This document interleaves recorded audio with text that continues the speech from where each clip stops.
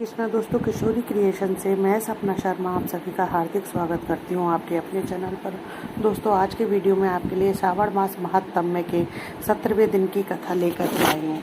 श्रावण मास महात्म्य के 16 दिन की कथा के अध्याय के वीडियो जो है मैंने मेरे चैनल पर डाले हुए हैं, तो उनको आप मेरे चैनल पर जाकर देख भी सकते हैं और श्रवण भी कर सकते हैं।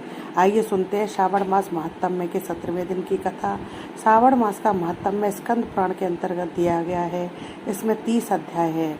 श्रावण मास महात्म्य का 17वां अध्याय प्रारंभ करने से पहले मैं आपको दुर्गा को प्रसन्न करने के लिए माँ दुर्गा के मंत्र का पाठ बताती हूँ। मंत्र जो है वो इस प्रकार है। सर्व मंगल मंगल्ये शिवे सर्वार्थ साधके शरण नेत्र अम्बिके गौरी नारायणी नमोस्तुते। अगर इस मंत्र का आप पाठ करते हैं तो आपके चारों ओर मंगल ही मंगल होता है। माता की कृपा जो है आप पर बनी रहती है। आइए सुनते हैं श्रावण मास महात्म्य के अध्याय 17 की कथा। 17 की कथा में हम देवी पवित्रारोपण, पवित्र निर्माण विधि तथा कुमारी व्रत विधि के वृत्तांत के बारे में जानेंगे।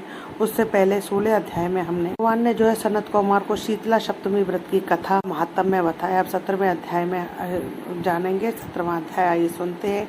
ईश्वर बोले, हे देवेश, अब मैं शुभ पवित्रारोपण का वर्णन करूंगा। सप्तमी तिथि को अधिवासन करके अष्टमी तिथि में पवित्रकों को अर्पण करना चाहिए। पवित्रक बनवाता है, उसके पुण्य काल को सुनिए। सभी प्रकार के यज्ञ, व्रत तथा दान करने और सभी तीर्थों में स्नान करने का फल मनुष्य को केवल पवित्र धारण करने से प्राप्त हो जाता है, क्योंकि भगवती शिवा जो है सर्वव्यापिनी है। व्रत से मनुष्य धनहीन नहीं होता है, ऐसे दुख पीड़ा व्याधियां नहीं होती है, ऐसे शत्रुओं से होने वाला वह भी नहीं होता, वह कभी भी ग्रहों से पीड़ित भी नहीं रहता है। छोटे बड़े सभी कार्य सिद्ध हो जाते हैं। हे वत्स, मनुष्य और राजाओं के लिए, विशेष करके स्त्रियों के पुण्य की वृद्धि के लिए इससे श्रेष्ठ अन्य कोई भी व्रत नहीं है। सौभाग्य प्रदान करने वाले इस व्रत को मैंने आपके प्रति स्नेह के कारण बताया है। हे ब्रह्मपुर, श्रावण मास के शुक्ल पक्ष की सप्तमी तिथि को अधिवासन शंकर के देवी के प्रति उत्तम भक्ति से संपन्न मनुष्य सभी सामग्रियों से युक्त होकर सौभाग्य प्रदान करने वाले इस व्रत को मैंने आपके प्रति स्नेह के कारण बताया है। हे ब्रह्मपुत्र, श्रावण मास के शुक्ल पक्ष की सप्तमी तिथि को अधिवासन शंकर के देवी के प्रति उत्तम भक्ति से संपन्न मनुष्य सभी सामग्रियों से युक्त होकर द्रव्य, गंध, धूप, पुष्प, फल, अनेक प्रकार के नैवेद्य तथा वस्त्राधारण आदि से संपादित करके उनकी शुद्धि करे। उसके बाद पंचगव्य का प्राशन कराए, चारू से दिग्वली प्रदान करे तथा अधिवासन करे। के बाद में सदस्य वस्त्रों और यंत्रों से इस पवित्र को आच्छादित करे। पुनः देवी के उत्तम मूल मंत्र से उसे 100 बार अभिमंत्रित करके सर्व शोभा समन्वित उस पवित्र को देवी के समक्ष स्थापित करे। जो मैंने आपको पहले मंत्र बताया, आप उसे भी इस्तेमाल कर सकते हैं। तत्पश्चात देवी के मंडप बनाकर रात्रि में जागरण करे और नर्तक और वरांगनाओं के अनेक विध कुशल समूह और गाने बजाने नाचने की कला में प्रवीण भोगों को देवी के समक्ष स्थापित करें। बाद प्रातःकाल विधिवत स्नान करके पुण्य बलि प्रदान करें। उसके बाद विधिवत देवी की पूजा करके स्त्रियों तथा द्विजों यानी ब्राह्मणों को भोजन कराए। पहले देवी को पवित्र अर्पण करे और अंत में दक्षिणा प्रदान करे। अपने सामर्थ्य के अनुसार कार्य सिद्ध करने वाले उस नियम को उदाहरण करे। राजा को प्रयत्न पूर्वक स्त्री के प्रति आसक्ति, जुआ, आखेट तथा मांस आदि का परित्याग कर देना चाहिए तथा आचार्यों को स्वाध्याय का और वैश्यों को खेती का कार्य तथा व्यवसाय नहीं करना चाहिए। 7, 5, 3 अथवा आधा दिन ही त्याग पूर्वक रहना चाहिए और देवी के ही कार्य में निरंतर अपने मन में आसक्ति बनाए रखनी चाहिए। सप्तम, जो बुद्धिमान व्यक्ति विधान पूर्वक पवित्रारोपण नहीं करता है, उसकी वर्ष भर की पूजा व्यर्थ हो जाती है। अतः मनुष्य को चाहिए कि देवी पारायण तथा भक्ति से संपन्न होकर प्रत्येक वर्ष शुभ पवित्रारोपण अवश्य करे। वह सिंह राशि में सूर्य के प्रवेश करने पर शुक्ल पक्ष की अष्टमी तिथि को देवी के पवित्र अर्पित करना चाहिए।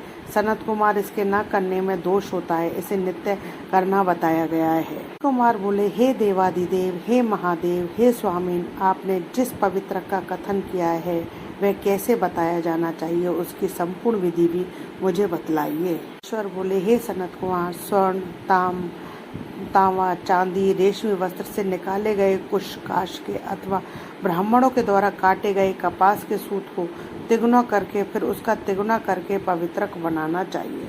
360 तारों का पवित्रक उत्तम, 270 तारों का पवित्रक मध्यम और 180 तार वाले पवित्रक को कनिष्ठ जानना चाहिए।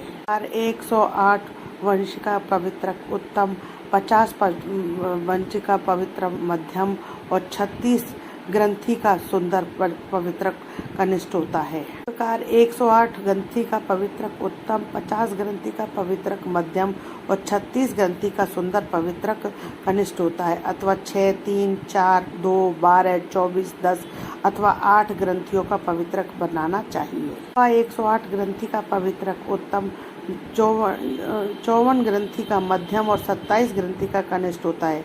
प्रतिमा के घुटने तक लंबा पवित्रक उत्तम, जांघ तक लंबा पवित्रक मध्यम और नाभि तक लंबा पवित्रक अधम कहा जाता है। कि सभी शुभ ग्रंथियों को कुमकुम से रंग दे। इसके बाद अपने समक्ष शुभ सर्वतोभद्र मंडप पर देवी का पूजन करके कलश के ऊपर बांस के पात्र में पवित्रक को रखे। तार वाले पवित्रक में ब्रह्मा, विष्णु तथा शिव का आवाहन करके स्थापित करे। इसके बाद सुनिए, 9 तार के पवित्रक में ओंकार, सोम, अग्नि, ब्रह्मा, समस्त नागों, चंद्रमा, सूर्य, शिव तथा विश्व देवों की स्थापना करे। कुमार, अब मैं ग्रंथियों में स्थापित किए जाने वाले देवताओं का वर्णन करूंगा। क्रिया, पौरुषी, अपराजिता, मनोन्मणि, जया, भद्रा, मुक्ति और ईशा यह देवियां हैं। नामों के पूर्व में प्रणव तथा अंत में नमः लगाकर ग्रंथि संख्या के अनुसार क्रमशः आवाहन करके चंदन आदि से इनकी पूजा करनी चाहिए। प्रणव से अभिमंत्रित करके देवी को धूप अर्पण करना चाहिए। सनत कुमार, मैंने आपसे देवों के इस शुभ पवित्रारूपण का वर्णन किया। अन्य देवताओं को भी पवित्रारूपण प्रतिपदा आदि तिथियों में करना चाहिए। मैं उन देवताओं को आपको बताता हूँ। लक्ष्मी, गौरी, गणेश, चंद्रमा, बृहस्पति, सूर्य, चंडिका, अम्बा, वासुकी, ऋषिकण, चक्रपाणि, अनंत, शिव जी, ब्रह्मा और पितर, इन देवताओं की पूजा प्रतिपदा आदि तिथियों में करनी चाहिए। यह मुख्य देवता का पवित्रारूपण है। इनके अंग देवता का पवित्रक 3 सूत्रों का होना चाहिए। ईश्वर बोले, हे विप्रेंद्र, अब मैं श्रावण मास के दोनों पक्षों की 9वीं तिथियों के करणीय कृत्य को बताऊंगा। इस दिन कुमारी नामक दुर्गा की यथाविधि पूजा करनी चाहिए।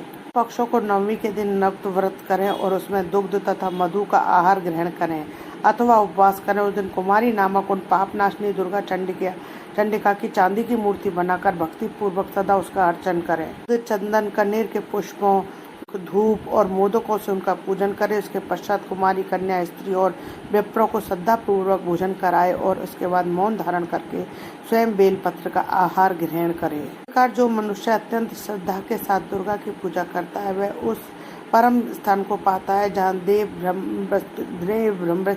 देव बृहस्पति विद्यमान है। दीदी नंदनी है, मैंने आपसे 9वीं तिथि का कृत्य कह दिया। यह मनुष्य के सभी पापों को नष्ट करने वाला, सभी संप्रदाय प्रदान करने वाला, पुत्र पौत्र आदि उत्पन्न करने वाला और अंत में उन्हें उत्तम गति प्रदान करने वाला है। श्री स्कंद पुराण के अंतर्गत ईश्वर सनत कुमार संवाद में श्रावण मास महत्तम में 8वीं तिथि को देवी पवित्रारूपण नामक 17वां अध्याय संपूर्ण हो।